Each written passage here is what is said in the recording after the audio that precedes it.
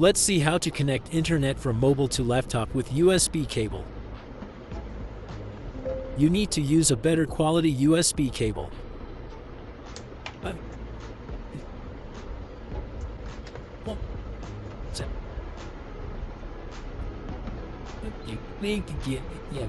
Now turn on your mobile internet.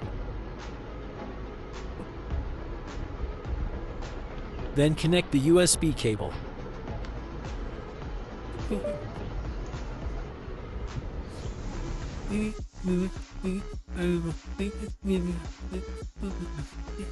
Go to the settings.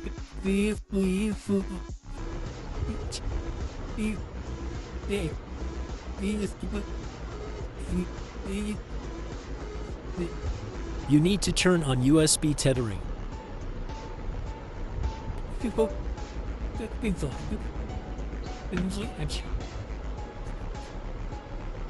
Now your computer accesses the internet.